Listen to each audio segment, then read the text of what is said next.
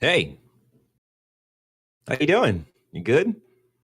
It's another week, another time to talk about games. Also, happy Father's Day to us and no one else. No, but seriously, to everyone. Happy Father's Day. On our play for the day, or this week, Dragon Age The Veilguard gameplay reveal turned everyone around after its hero shooter-like debut trailer. Wasn't so great. After the Ubisoft Forward showcase, God of War creator David Jaffe thinks Sony should acquire them to compete with Microsoft. Interesting. We got some bad news for the Call of Duty Black Ops 6 players who are excited for that game and may not have a great internet connection. Uh, Epic Games database may have leaked something big if you are into Final Fantasy. Miyazaki can't talk about Bloodborne or it may cause trouble. All this and more on Season 8, Episode 24 of Press X to Start Gamers Digest. What's up, everyone? I'm your host, DJ, aka Sexy Bad Choices, aka I don't know why all my bullets aren't straight in Valorant. It's a thing, I guess. I am joined by. Don MF Ross. What does the MNF stand for? I'm proud of DJ, admitting his bullets ain't straight and finally coming out of the closet. Good for you. I do what I can. Now you know who we are. Press X Start Gamers Digest is a video podcast that condenses the most important gaming news from this past week into an hour-long meal just for you. We are live on YouTube every Sunday.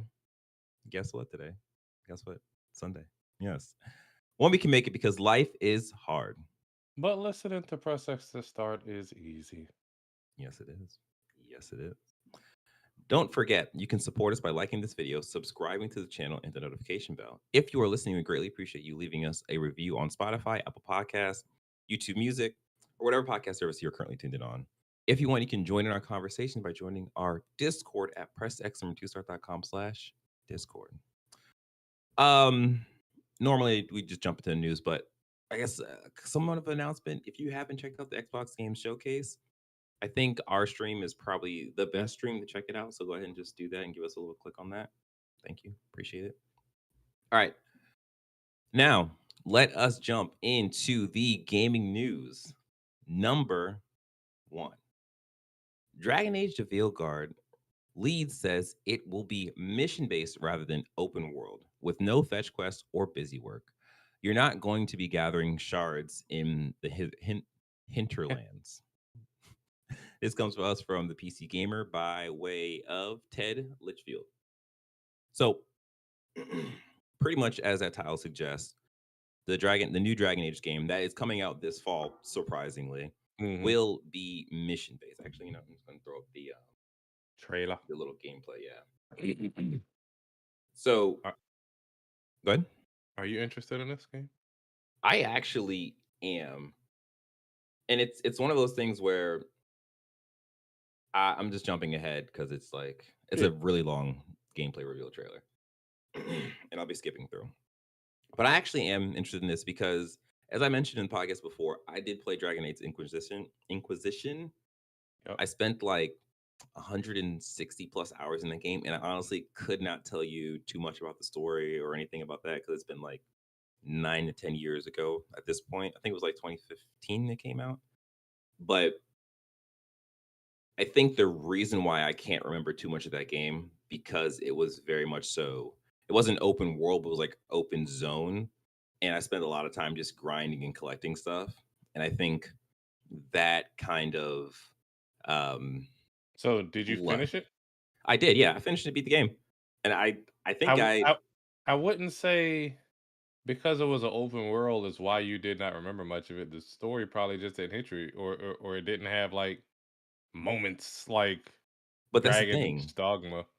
Yeah, but the thing is like I think the reason why my memory is so fuzzy on it is that the story moments was good, but I wasn't the Dragon Age fan that played Dragon Age 2, that played Dragon Age Origin. I just jumped into Inquisition as my first Dragon Age experience. And I generally like the characters and like the game. That shouldn't matter as far as you remembering it. Well, that's true. But I think what happened is that I remember the combat stuff over the actual story stuff, and the Mm. combat was fine for that game. So it never really, the story stuff was good, but it didn't leave a lasting impression. I feel you. Whereas, yeah, so I think now with them making this more mission based, more like really, really focused in, I think for me, anyways, that would be something that I would prefer them doing versus this like open world, openish kind of thing. Yeah. How about you? Does this change your Mm-mm, opinion on this? mm-mm. No. I have no idea. I have never seen anything of Dragon's Age other than knowing the name of it.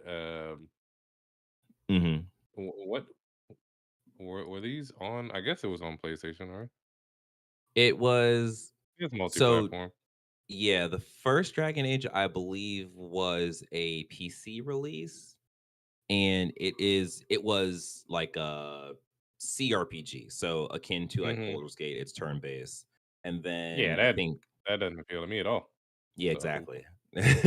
And then Dragon Age 2, I believe, came more action focused. I hmm think Dragon Age or Dragon Age no, Dragon Age 2 was also CRPG, and the Dragon Age Origins, I think, was more action focused. And then we had Dragon Age Inquisition that kind of built off of Origins. I could be wrong. Again, I'm not the biggest yeah, no, I'm Dragon looking at Age the person. timeline. It was released for Yeah, Windows, PS3, and Xbox 360, but I was probably just heavy into Call of Duty at the time, so exactly. Yeah, I yeah, I never mm-mm, ain't yeah. for me. So this is just a quote from the game director, Corny Boucher. We've gone back to what we believe delivers the best, most curated, and intense narratives. Boucher characterizes the Veilguard? Is it Veilguard? Veilguard? Veilguard? Veilguard Yeah. as being mission based, but with players able to come back and revisit areas. You can go back, solve mysteries, do some really great side content, not fetch quest, not grind quest, some really great side content. But we want to be clear and make it, and it's a really curated handcraft experience. So I think I would love for this to be like sort of like a turn based tactical thing. But I I thought you don't think, like turn-based. well, well, turn-based tactical in a way of Baldur's Gate. But I think by me saying that, by me wanting that, I understand that if that actually did happen, I would just be comparing this to Baldur's Gate, and it's like that just wouldn't be a fair comparison because like Baldur's Gate is kind of just like this diamond in the field of these other diamonds. So it's just like I'm actually glad that they're doing this. The actual gameplay that actually we're showing right now, it is very action based. The thing to note is that the character that they are playing with is a level 1 character. So they don't have all their skills unlocked. It is very much like the bare bones of your character. And this being the type of RPG where you are leveling, you're gaining skills and so on and so forth. It's been kind of an unfair comparison saying like, "Oh, this game the combat looks kind of not Weak. great." Yeah, but it's just like, okay, well, they didn't play with like a super powerful character. They just started you from the beginning of this game, mainly for story reasons. It feels like every game, the genres are just completely mixed. Because Yeah, yeah, if this is mission based, is that really a traditional RPG anymore in the vein of whatever it was before? yeah, Every exactly. every, every This game has is some RPGification of. yeah. You're right. You're right. Yeah, it's like yeah, the RPG has seeped its way into most games, and it's just because it's such a prevalent thing that a lot of people just enjoy, like leveling up, gaining skills. You know, I would see it as a way to pad out time, pad out the game. Mm, that's true too. That's true too. Yeah. So that is the Veilguard. Another thing to note that uh as a lot of people pointed out in this trailer, it doesn't seem like you have the ability to play as the other characters in your team. And that was the Hmm. thing that you can do in Inquisition. And they confirmed that no, you won't be able to play as other characters, but you can still uh, assign them to do different moves and stuff. So you can still direct them in combat, which I think is fine. I don't necessarily. feel the need to really play as a character. If I can tell them to do stuff, that's okay. This looks like a Um, slower Devil May Cry. yeah, I wouldn't even go ahead. I wouldn't even compare it to Devil May Cry. I think that would be doing a disservice to Devil May Cry because. But and then the last thing is that because this is a BioWare game, you have relationships that you can build and so on and so forth. In this game, if you pick a companion to have a relationship with, instead of the other companions just kind of sitting there and being wallflowers, they will find other people to romance and have relationships with, which I think is a really cool thing. And I don't think that has been done in these kinds of games to date. Like not even in Baldur's Gate 3, like you can romance a person, but the rest of the team's just kind of Waiting their sometimes still turn. flirting with you. It's kind of weird, but like they don't really do anything off of I that. mean, that sounds like real life to me. That's also true. That's also true. So yeah, um, that is Dragon Age. The next thing, number two, Ubisoft Forwards 2024. Everything announced comes to us from IGN by way of Logan Plant. Did you watch the Ubisoft Forward? No, I think I'm done with a lot of Ubisoft games. I think I Ye- am. I I don't. get that. I I'm gonna so try Assassin's Creed, but past that, I think maybe Far Cry. I might try it, but a lot of their games are yeah. just. So that's kind of where I'm at. I mean, I've been very vocal about where I'm at with Ubisoft games and Yeah. how it just doesn't resonate with me. But so yeah, the Ubisoft Forward, they had a showcase. Some people, David Jaffe, thinks that the showcase was awesome. Me personally, I think it was probably the weakest out of the showcases in that the things you are showing me, Mm. some few of the games resonate with me. So that's already a personal thing. And then the other games I don't feel like they were necessary to really have a showcase for. So the games they showed Star Wars Outlaws. We all know what that is. They showed a extended gameplay cut of it where uh what's her the main character, I can't think of her name right now. Okay. Yeah, she was out in the desert doing a mission Yeah. and they were showing off how stealth works and then it kind of goes awry and then it goes to gameplay or goes to like a shootout. The shootout again, if I'm going to give Dragon Age the same um you know grace of this being like a starter character kind of thing, I have to do the same with Star Wars Outlaws. And it did have that tinge of like, oh, this feels kind of rough in that like the moving of the reticle didn't feel as smooth. It felt like I guess you just shoot the person and keep going. But it did jump into like there was a cool moment where she at the end of the shootout she called her speeder bike, and I think that's a new thing for Star Wars to like call your speeder bike. So she jumped on it and like left the scene. That was fine. It is an open world game, so you can kind of do what you want. Um, they did show a couple of things you can do with her little sidekick Chia Pet thing. I don't remember the name of that. Hmm. And like there was a cool interaction where she had sent it down to distract the enemies down there so she can like pick them off easier. And she told it to play dead, and it did like this like theatrical like stage play death kind of thing. That was cool. That was fun. I do like the like sense of humor that they are trying to like show off in this game. Um, Other than that, I think the preview was pretty fine. I think in the Star Wars games that I have played from Ubisoft, being Star Wars Jedi Survivor, compared to this, I think Outlaws looks and will play a lot better than that game. I was pretty down on that game. I didn't think it was that great. Sorry. So the next thing that we should talk about is the Assassin's Creed. Yep. So that was pretty much it's a highlight for a lot of people because that is kind of what everyone wants Ubisoft to do with Assassin's Creed in terms of putting it in Japan, having you play as a shinobi, giving you the option to play as a samurai. And I think what they showed in that reveal was pretty strong. What what are you looking forward to for Assassin's Creed Shadows, John? Mm. Like, do you see yourself playing as uh Naoi or More. Yasuke? Yeah, I more. mean, we don't even know how that split is gonna work. I mean, I don't know. Well, they I'm just kind of talked interested. about it. They Oh, go did? ahead. Oh, okay. I Yeah. didn't see it. So you can choose to play Mhm. one or the other majority of the time. So yeah, so the way that they described it is that you'll be given the option to play as each of them, Hmm. and for a certain period of time you might be stuck playing that person, I guess for story reasons, where it's like, Yeah. okay, it doesn't make sense really for you to be able to switch. Like, you can't switch whenever you want. It's Yeah. whenever the story dictates you can switch. So Um, yeah. I don't know. I'd have to watch the thing. I wasn't interested in the Ubisoft Forwards. I mean, I didn't Mhm. pay attention to it. It's more so curiosity with Mhm. what the hell is it called? Shadows. Shadows. Yeah, I'm not like super hype off of it because Okay. like Valhalla was fun, but that was a slog. It was too long.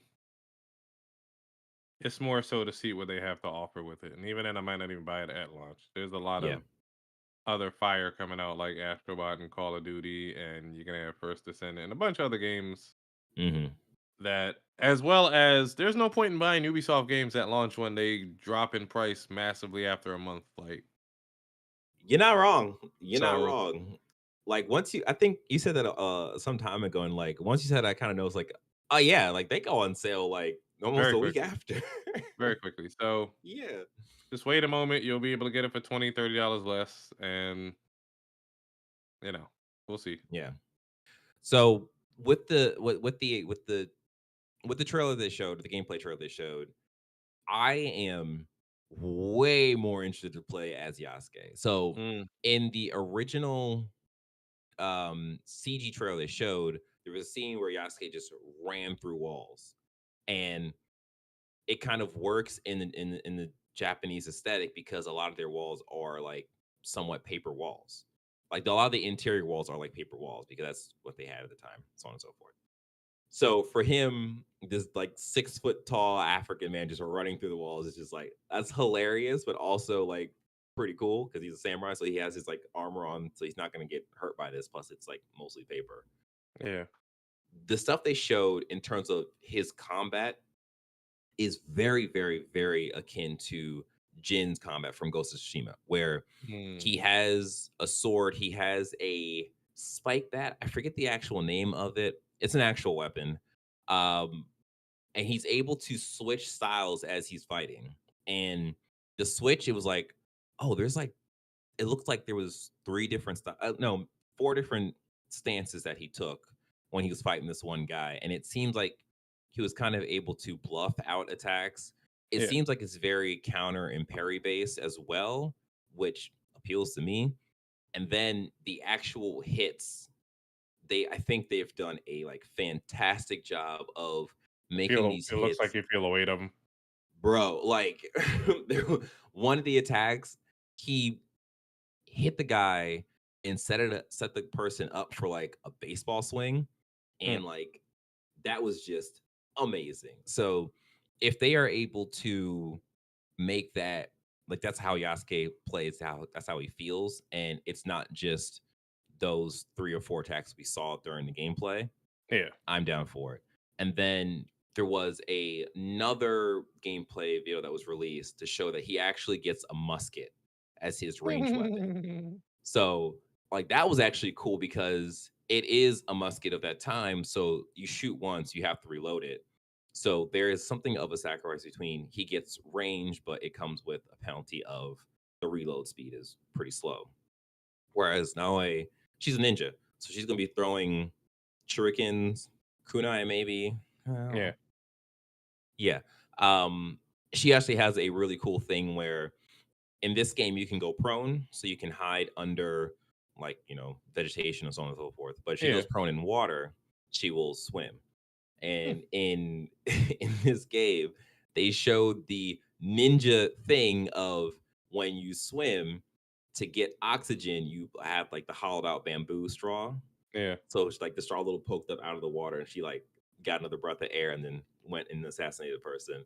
And then the range attack that they showed off that she had was a sickle on a chain, and she was just like whipping it around and like doing a bunch of damage to people and also destroying the environment. So like I think for me, the Assassin's Creed Shadows gameplay trailer was probably my game of the show for Ubisoft. Yeah. And at the same time, it felt like the other stuff they had the a teaser trailer for the Prince of Persia: Sands of Time remake that's happening yet again. It's going to come out in 2026. Maybe that was kind of weak to me. They had Anno 117 Pax Lovely name. Romana, Lovely I- name. which is a city builder in like style of like Age of Empires kind of civilization kind of thing. There was Prince of Persia Lost Crown DLC, which is cool. I do kind of want to go back to that after playing Zao, and yeah, I kind of want to go back to that.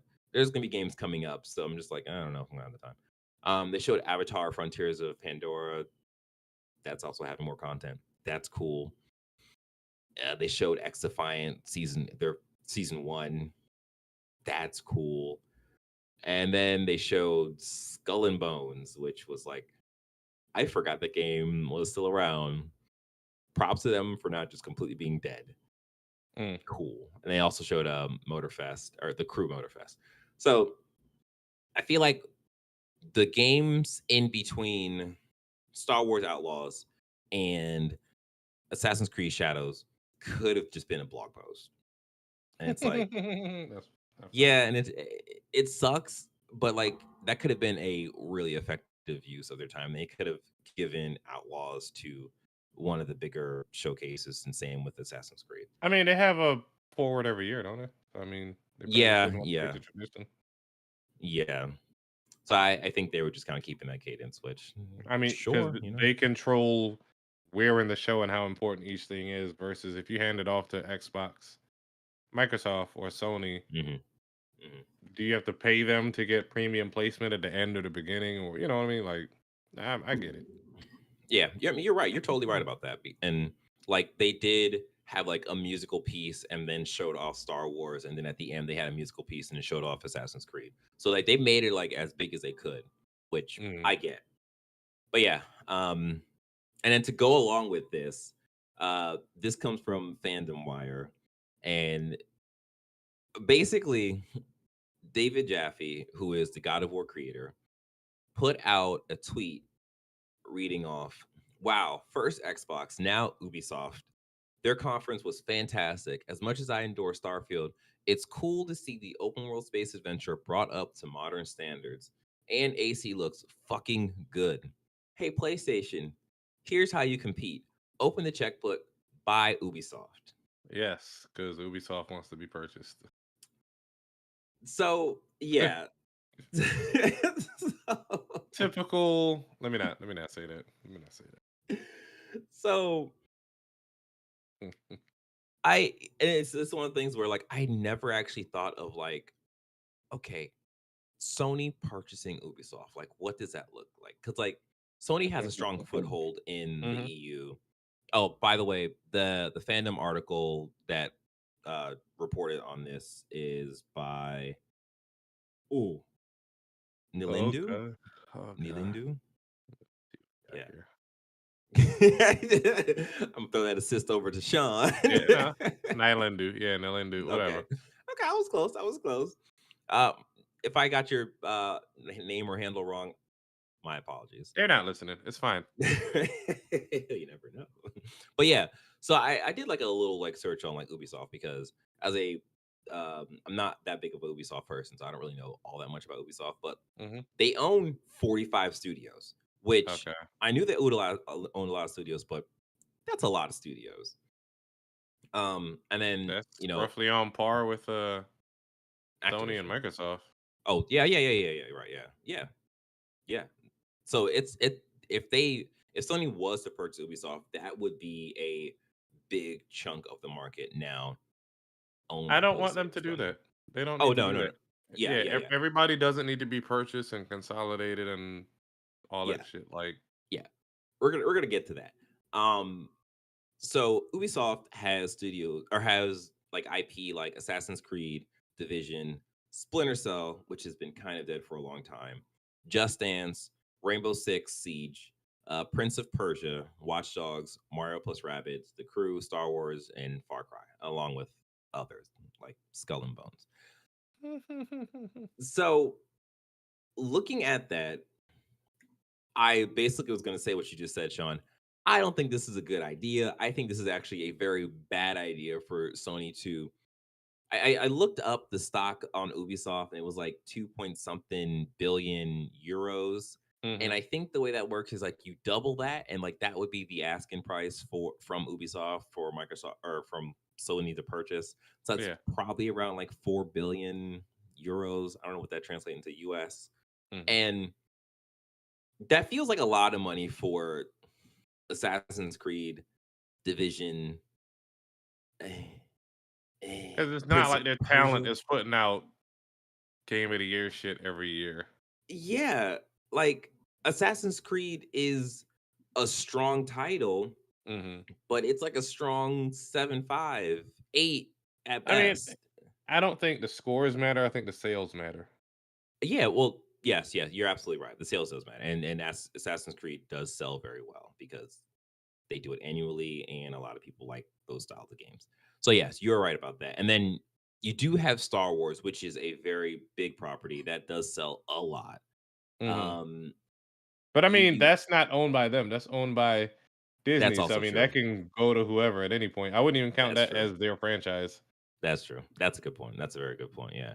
And then like if you look at the other like Division is pretty hot and cold. Like when Division 2 launched, Hmm. they that was a solid game for Ubisoft and it did really well in terms of having that support from the, the consumer and stuff. Watch Dogs, I think 2 was their pinnacle. The kind of Hmm.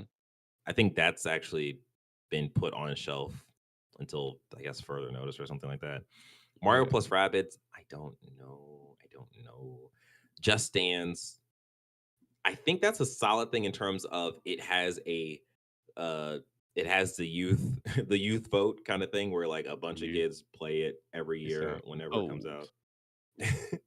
But yeah, I think and then we have Rainbow Six Siege, which is a solid game for its genre Hmm. in terms of people still play it. It's old, but people still play it. And then you have Far Cry, which is pretty, I guess, middle between like Assassin's Creed and like Star Wars in terms of how it performs. Here's the issue with all of that. Hmm. Um, Far Cry 7 is about to come out, right? They've had their little spin-offs, Hmm. DLC, whatever you want to call it. We're well into 10 games or so with Assassin's Creed and Far Cry. We're past that. I think the growth is gone for either of those. I'm looking at like the first week sales for like when they very first came out. Hmm. Um, the one that sold the most was Assassin's Creed 3 at 3.5 million, but other than that, they've been hovering around 1 million to slightly under, give or take 100 Yeah. copies or whatever. Like, there's no point in Sony buying. It's not like it's Call of Duty and they break records with each release. Hmm. Assassin's Creed and Far Cry and Watch Dogs, they're gonna be a staple, I guess, for a while, but they're never gonna be like what it was in the heyday. Yeah. As they said, AAA gaming is unsustainable. Those are AAA games that need massive investments, a budget to develop and all that. There's no point in them buying that. Yeah. And I think that's where I'm at too. Like I don't think Ubisoft really has I mean, Ubisoft has their diamond in Assassin's Creed in terms of that is the game Hmm. they are investing a whole boatload of money into. Like they are doing all kinds of iterations of that game, but it's not a diamond in terms of other industry diamonds kind of thing. Like it's Yeah. kind of like the lower tier diamond. Like Square Enix, you have Final Fantasy that is like that does massive. Activision, you have Call of Duty that is like one of the top games. Epic, you have Fortnite, which is one of the top games. Like Ubisoft is definitely, or Ubisoft's Assassin's Creed is definitely like the bottom rung of those diamonds. And it doesn't, this tweet from David Jaffe definitely feels like I'm hype off of Ubisoft Forward. I'm hype off of the, I don't know, 7 games that they showed that, like, yeah, Sony should definitely grab this up because this is like value. And it's like Hmm. some of that is value. And then even that value is of varying value, if that makes sense. Yeah. So yeah, it's just like, all right, we'll see. I don't really think this is there anything's gonna come from this. I mean, if Sony buys Ubisoft, I will be surprised. I'll be also surprised on what they do with that. Because I mean, there is a lot of IP from Ubisoft, but I don't know. But yeah, that was a thing that was said on the internet, and we are reacting to it. All right. Before we jump into this somewhat bad news for Call of Duty Black Ops 6, hey, you subscriber, even you person in the chat, we see you. Please do us a favor, like this video, subscribe in. No wait, subscribe to the channel if you haven't. Do it. What? Hit the notification bell. I just forgot that third one. If you are listening, we greatly appreciate you leaving us a review on Spotify, Apple Podcasts, YouTube Music, wherever you're listening to us. We greatly appreciate it. Um, and if you want, you can join our Discord or going to pressxm2start.com/Discord. Thank you. All right. Number 4. Activision reveals how Call of Duty Black Ops 6 will be split between Game Pass tiers. This comes to us from Game Rant by way of, wait, scrolling scrolling all the way up. Oh, jeez.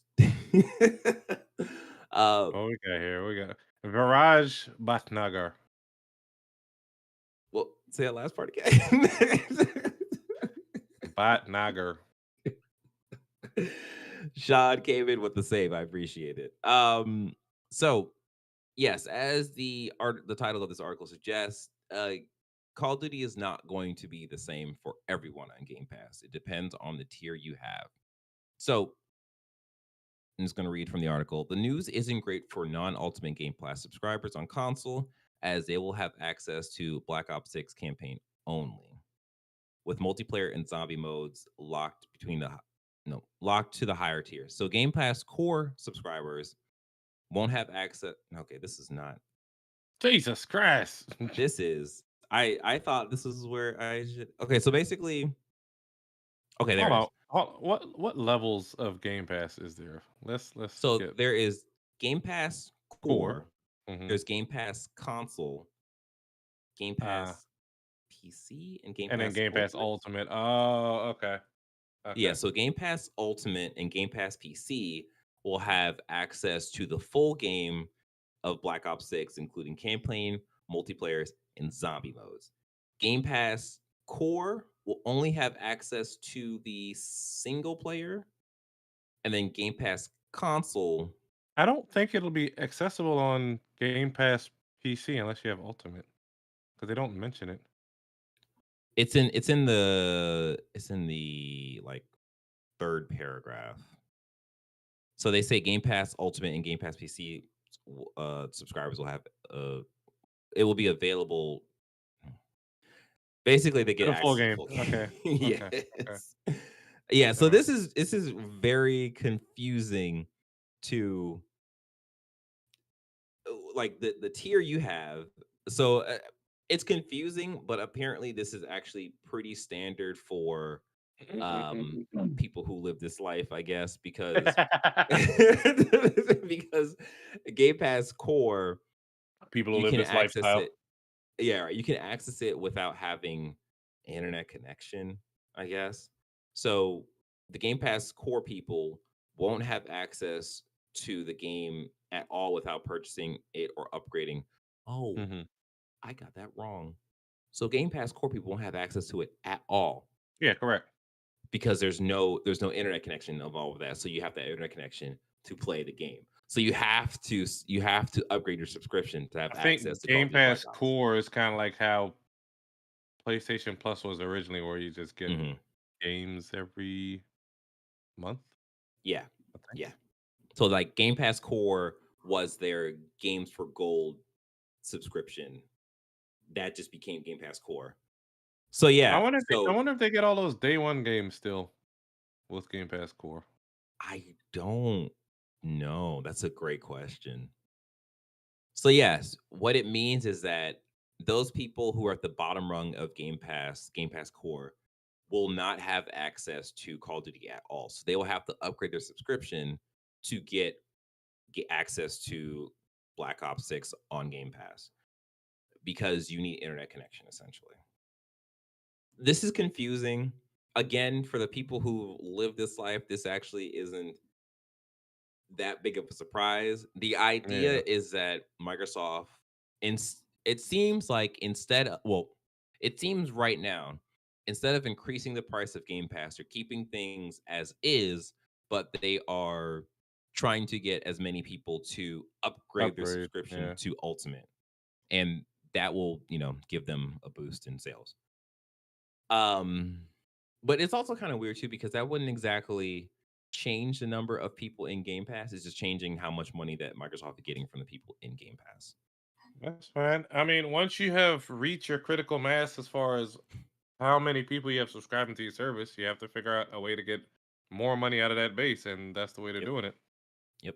Exactly. Oh no, so no, Game Pass core members don't have access to new day one game releases. They need to get Xbox Game Pass Ultimate or probably the console version. Okay. So yeah. So yeah. And then to go on top of this, there's other news that came out that is that again, you need an internet connection to play Call of Duty, including the single player, because it will be streaming in high res textures. So it's essentially always online.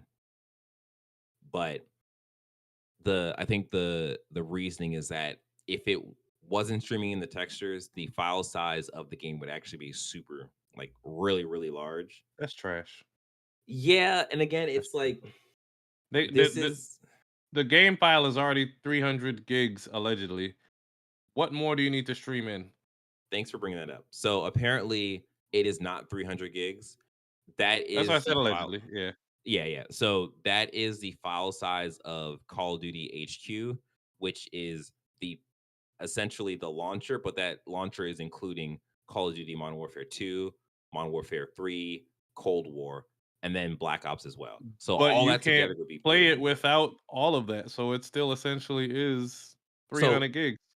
but no, you can though. So the way that the launcher works is that you need Call of Duty HQ and you can just get Black Ops 6 and just play Black Ops 6 off the launcher. But if you had Modern Warfare 2, Modern Warfare 3, and Cold War, you open the launcher and you can play either one of those games. It's a very confusing thing that it probably makes sense to PC players because they're used to these launcher kind of things. But like us console people, are just like, why can't I just open the one game and just play the one game? Why do I have to go through this launcher thing and then pick a game to play?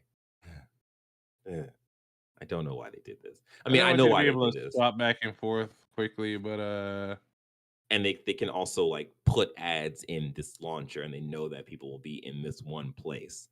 Yeah, okay, sure. so they're estimating it to be around 150 to 200 gigabytes because That's still a lot of fucking space. Black Ops 5 took about 130 gigabytes. And it's just here's the issue that I read. Here's what they're doing. With their cutscenes, their videos instead of in-game engine cinematics. And that takes up Oh, more space. yeah. Yeah. Okay. So that's probably what they're And streaming in or part of it. that's Yeah. unfortunate. Yeah. It's just gonna take a lot of space up. Like, hey, if you have Call of Duty, you know how greedy that thing is with space, and this is no different from the other games. This is the issue with having such large hard drives. A lot of developers don't respect your space because Hmm. you in their head you have it. You got it to spend. You have the space to utilize, so F it, we're gonna use it all up. Hmm. Hmm. Unfortunately. Yep. Yep. There's no need to like be cognizant of that stuff because they know that we can just always upgrade, which is Mm. annoying. And then the other thing that I think is probably the worst news of all this is that if you are a Call of Duty player who has been dropping money on the bundles, dropping money on the skins and stuff, Oh, y'all stop doing you that. uh, I told the y'all stop only doing that. Go ahead, DJ. Break it to him. those skins are not going to carry forward into Black Ops 6. Why? But Why, DJ? because they want to quote unquote start fresh with Black Ops 6. But they will carry over in Warzone, which means this is bullshit. Like It's it not is bullshit. It's not bullshit. I told y'all don't own anything. You bought the no, no, no. license. You No, bought a no, no. license that is revocable at any time for any reason. Yes, you are totally right. To look at digital horse armor. Gundam armor, okay? The Fucking Gundam cosplay. man, some I Gundam love dude was whooping my ass the other day in Call of Duty, man. I am upset. That nigga was fucking me up. But go ahead. it. But like, and the reason why I call this is bullshit is that this is not a technical issue. They Mhm. can easily say, I mean, when you're playing the campaign, you are playing with these characters. Skins have nothing to do with that. Mhm. There is nothing wrong with putting these skins in zombies mode unless you're making it character specific. If you're making character specific, fine. No skins in zombie mode unless they're like zombie skins, and they can do that as a specific thing to Black Ops 6. Multiplayer, there is no reason why these skins can't run around in multiplayer other than we want to start that train all over again. We have Mhm. a ton of skins in Modern Warfare, and we can either modify these skins to sell them again, or we can just resell these skins further down the line. And like Boys Season 5, like Gundam Super Marvel or whatever. It is Like, quite possible that these skins were not built with the movements of Black Ops 6 in mind. I'm gonna give them a pass because you have that new omnidirectional movement BS where you could flip and pop it on a handstand, all that good stuff. And it's more than likely this is an upgraded version of the engine, and they would probably have to go back and tweak the skins, every skin that they have sold so far, to do some movements. Otherwise, there's going to be some breakage when you're doing certain movements. yeah, I think I think that's a good point. I would probably say out of the skins that I have seen, Hmm. the one skin that could probably be an issue would be like the Lilith skin from Diablo, in that she has wings. Hmm. And one of the new things you can do in Black Ops is take a person hostage, Mm. which is cool. That's a cool new thing. But like I imagine that those wings would be an issue, It's gonna be flex them. Get off me, right? Exactly.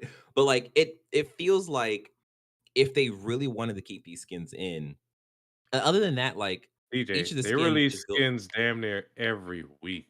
Yeah, I know. But like it seems like if they wanted to keep these skins in, they could have simply just updated the Lilith character model to not have wings. You're Because they assuming have that that's the issue. It's not. Have you seen every skin, DJ? I've seen a good portion of the skins. I've been playing this game a lot. I'm sure you have.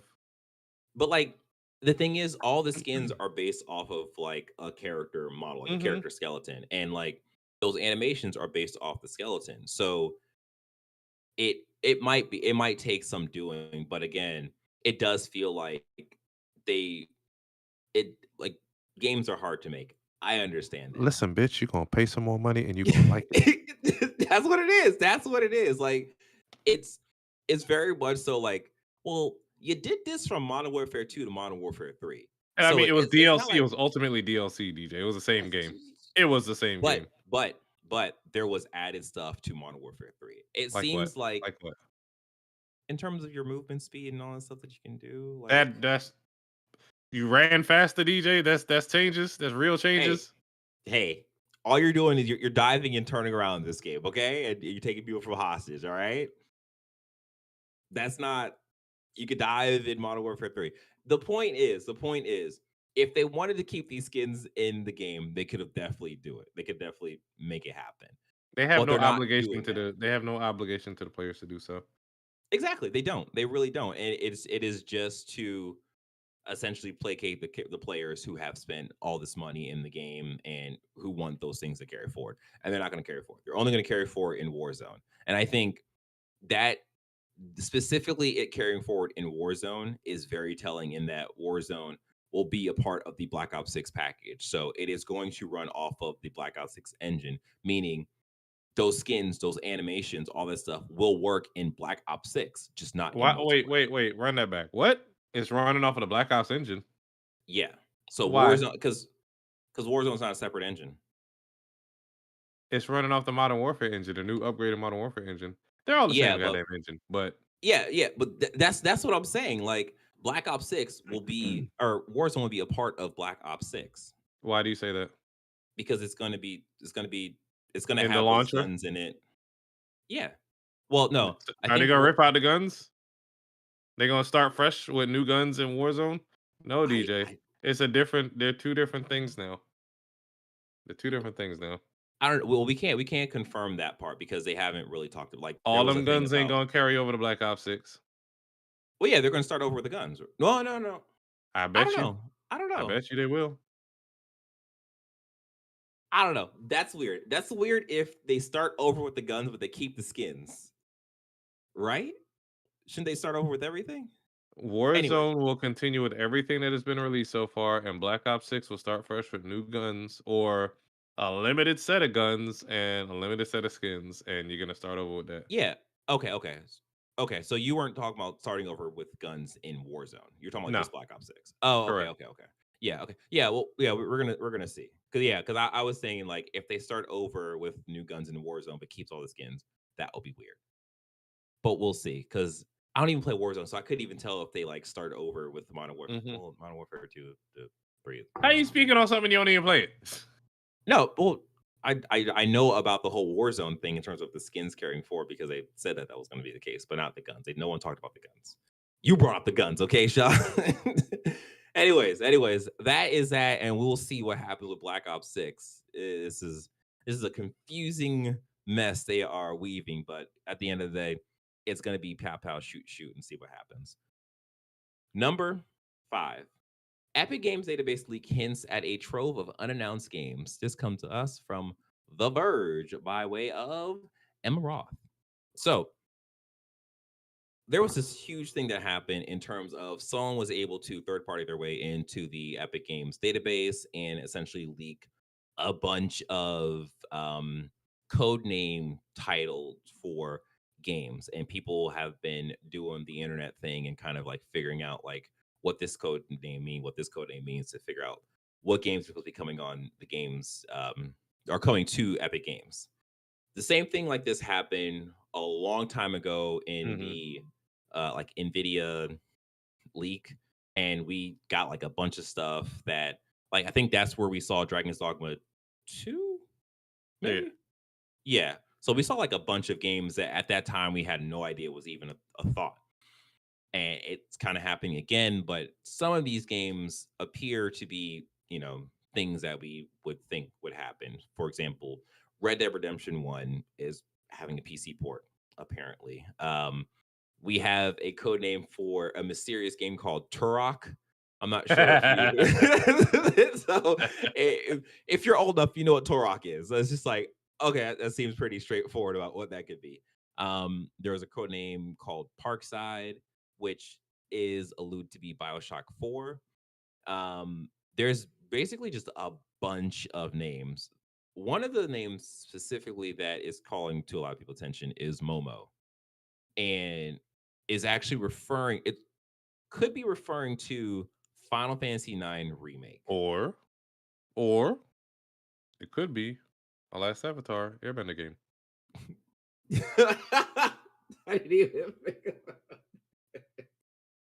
it. Can you imagine if this was Square Enix making a Last Avatar Airbender? Hey man, you never know. You never know. And keep going, And keep going. they were like, y'all should have just waited for us to just, reveal the stuff.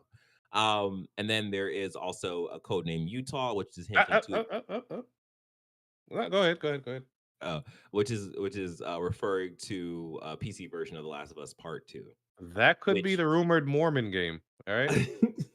Latter-day Saints. That could be.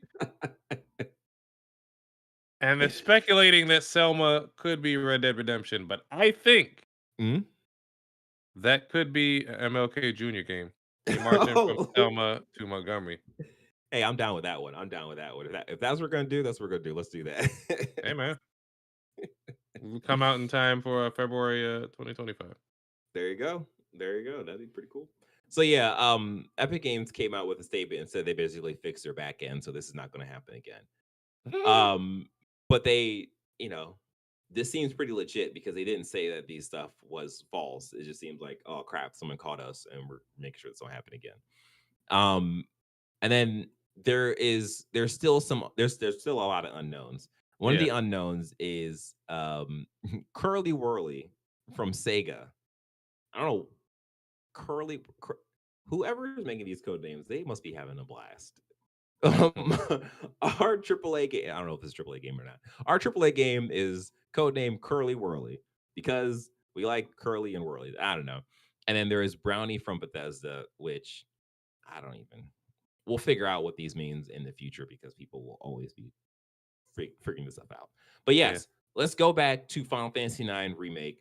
There was a lot of speculation that that may be the next remake that Final Fantasy or Square Enix is working on.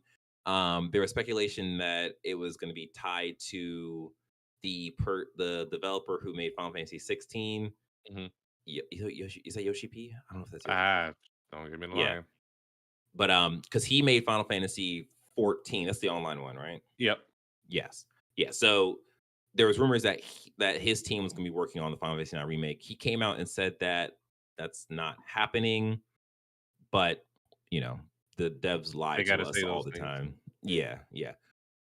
I so if you don't know Final Fantasy 9 is, Final Fantasy 9 is the Final Fantasy game that came, of course, after Final Fantasy 8. But this one is the game where I want to say that the was the last Final Fantasy game on PS1. yeah, this the main character has a tail. So Mm. this and it's like it's a very like fantasy like That kind was of the last traditional Final Fantasy setting game, yes, yeah, yeah, yeah, yeah. ultimately. And like they have never gone back to that style, those characters, those settings, anything like that. And I think a lot of people really love that game. I think people really love Final Fantasy 7. People were pretty cool with Final Fantasy 8, but like really love Final Fantasy 9. But Final Fantasy 9 just never got to the height of Final Fantasy 7 in terms of Or 10. or 10, yeah. So for them to be remaking Final Fantasy 9, pretty interesting. The question is, what style of remake will this be? It will definitely not be Final Fantasy 7 remake. I don't You mean splitting it in multiple games? yeah, and like Yeah. making it like a triple A kind of thing. Like I don't think we are going to be in a place in the industry where we'll get that level of remake because we are starting to see how expensive that remake actually is, in that we don't even have the third part of this one game remake yet because they split off into three separate games. So yeah, it is cool to see like something of a confirmation for Final Fantasy remake, especially how a lot of people was talking about it pretty recently, actually, about like what happened to this game. Like, is this gonna actually? We're gonna get a remake to this game? So Yeah. yeah, you got a little bit of confirmation that actually can happen. When? Don't know. So yeah, um, number 6. Uh, so Miyazaki knows for a fact other From Software devs want a Bloodborne port. If I say I want one, I'll get in trouble, but it's nothing I'm opposed to. This comes to us from PC Gamer by way of Wes Finlon. So yeah, essentially I wonder why he would we get in trouble. so I think it is because of how complicated the whole rights and stuff to Bloodborne is, in terms of it being a PlayStation IP, but Hmm. built or developed by From Software. I'm gonna go ahead and say that this is just pure speculation on my point. I think Blue Point's next game is remaking Mm. Bloodborne. I think they're doing a Bloodborne game and they're adding more content to it. Because the last thing we heard from Blue about Blue Point was that they're making a game but it's supposed to be a quote unquote new game with added content. And I think this Yeah. just makes sense in terms of everybody wants Bloodborne. From Software is like, I mean, if we make Bloodborne, everybody wants Parasite Eve, but I mean, we haven't heard any news of right? that, have we? I mean, everybody, You know what? everybody. That needs to be Blue Point's next game after Bloodborne. Yo, that shit would be bonkers. Yeah, they do a great job with that. I'll tell you that. But yeah, like it seems that I would assume that it'd be conflicting wants for this Bloodborne game because Hmm. PlayStation would definitely want it to be exclusive, and From Software would definitely want it to be multi-platform. And I think PlayStation understands the power of Bloodborne in that if you make this thing exclusive, this is going to draw a lot of people to your console, a lot of people buy the console or whatever.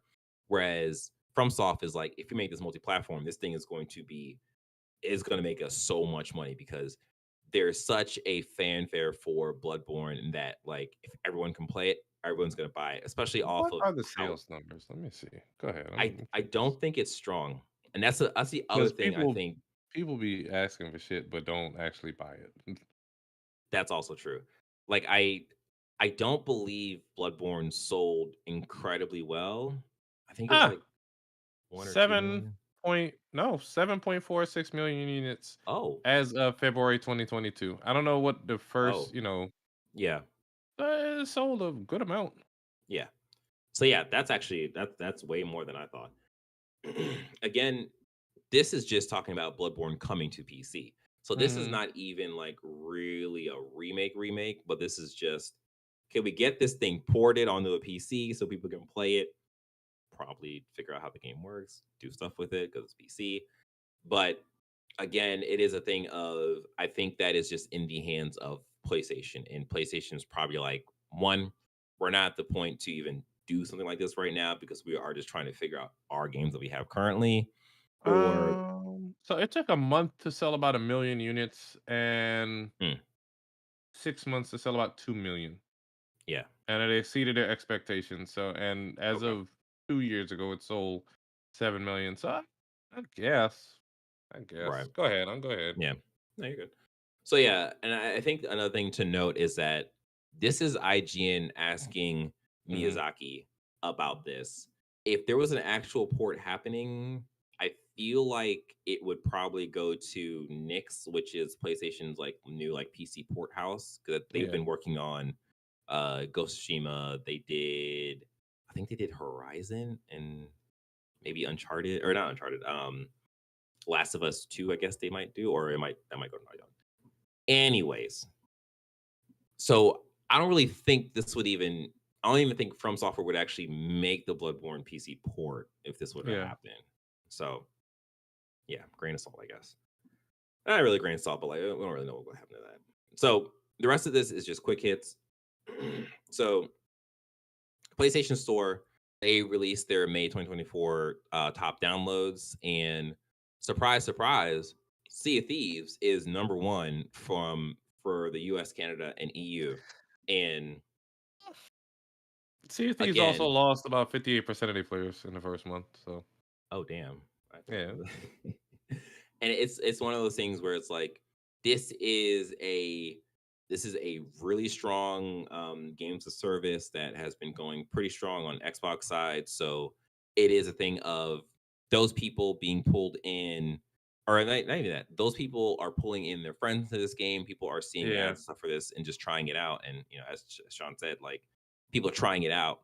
They don't like it, they drop it. And again, it's going to be a thing. Okay, and also it released in April, so it is going to be a thing of like, what is the 3 month thing? Like, what does it look like? I Yeah. guess at the end of this month. Like, if it's still strong, that's awesome. But if it's not, then it's like that's kind of expected, kind of a thing. I mean, it's kind of the Yo, biggest thing. Go ahead.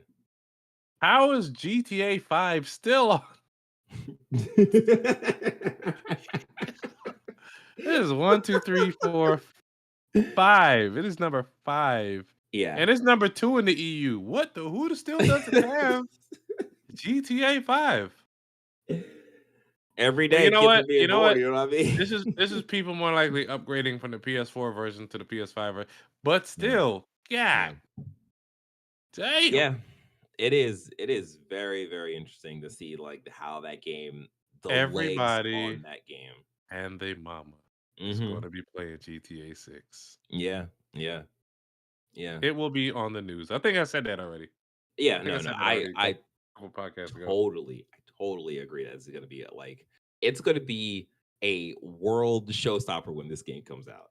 You know what? They need to reinstore Jack Dorsey's bar license so he could come bitch about it again, Uh, and then they could disbar him again. right. And then yeah, so that's that. Like yeah, it's that's cool. That's cool. Number 8. Insider gives exciting update on the Division 3 in that it seems that it is in development. Cool. I mean, there's not much to say other than it's going to be in development. And then number 9, Gearbox is officially out from under Embracer Group. This comes to us from the Correction, Jack division thing. Thompson. Oh, go ahead. Uh, the division thing that was from Game Rant by way of Hmm. Derek Nicholas, and then this Gearbox thing is from Game Developer by way of Chris Kier. So yes, Gearbox is officially out from under Embracer Group, which is good for them. Embracer Group just Yeah, not a you great said studio. enough. Mm. Yes. All right. That is it for the game news. Now let us quickly dive into the games I have been playing.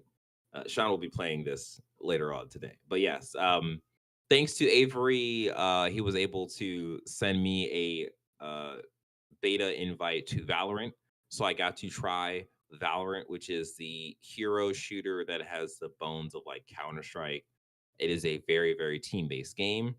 I played the tutorial, then I played a couple of matches.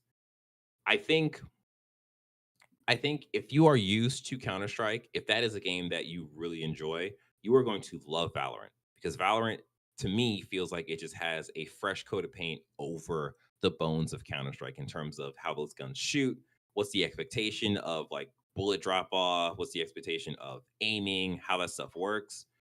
Me as a Call of Duty person who is used to ADS, meaning pull gun up to face, the reticle gets a lot smaller and you're able to better like pinpoint your shots. This game does not work for me. I like the characters, I like the look of the game. I Mhm. don't no, this game has been running for a very long time, so they should definitely nail the um just a description of what kind of game mode you're playing, and it doesn't do a great job of that in that like the game starts and you're in like I played starting from the defense position Yeah. and it kind of just feels like a team deathmatch thing. And then I saw like, oh, Spike has been planted at B. And I was like, oh, yeah, this is a team game. So I ran over to B and I saw the Spike. I started like the what do you call it? When you do the what is the word? When you have the bomb diffuse. I diffused the spike. And I was like, oh yeah, this is a team-based thing. So it was a thing of just like, you have to get adjusted to this kind of game, which is to be expected. Like this is a new game for a good amount of people who are trying this beta. Yeah. Um, that I don't have a problem with. I think that's fine. That is just like a learning curve, which is fine. For me, I feel like the shooting, the aiming, how I feel I feel like I had the same issue that I had in Exafine in that it took more bullets for me to put someone down than it took for them to kill me. That And just it's just sounds like like you suck. You're not as so good here as you think you are.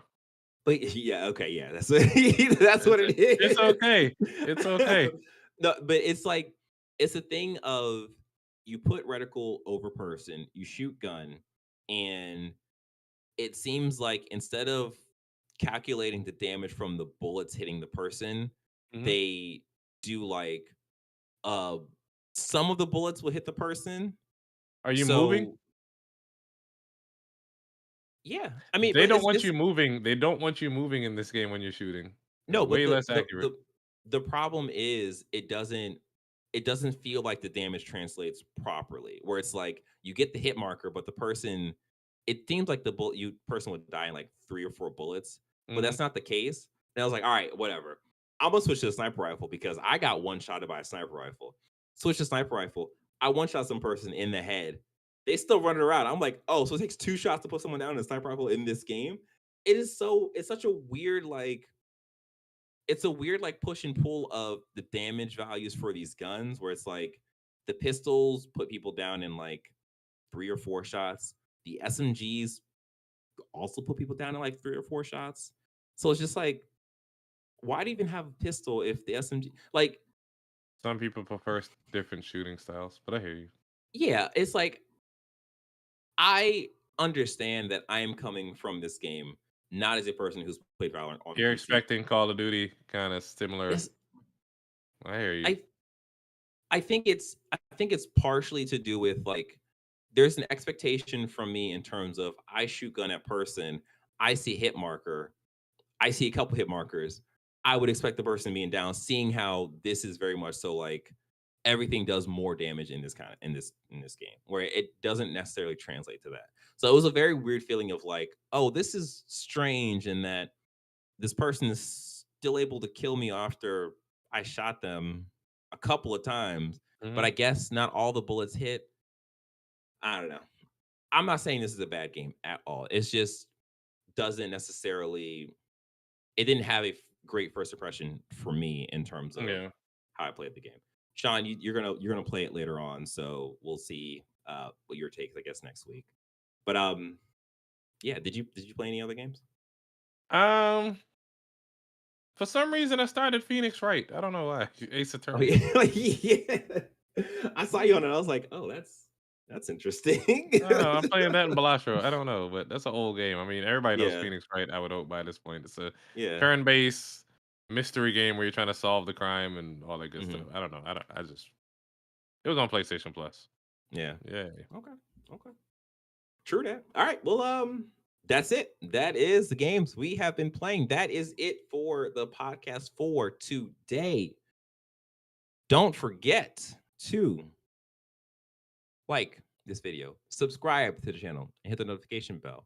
If you are listening and not watching, you should be watching. That'd be really great for you to watch. Actually, you should do both.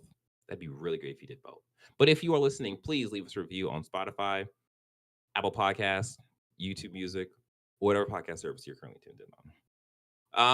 Yeah, until next time, we'll be talking about more games, more news, and actually we'll be talking about more games that people played from Summer Game Fest because the embargo is like a weird stagger thing. So everyone Mhm. wasn't able to talk about all the games they played yet.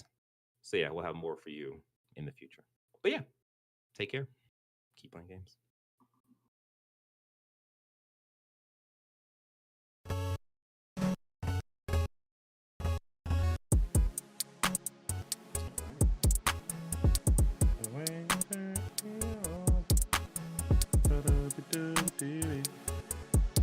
Let's see.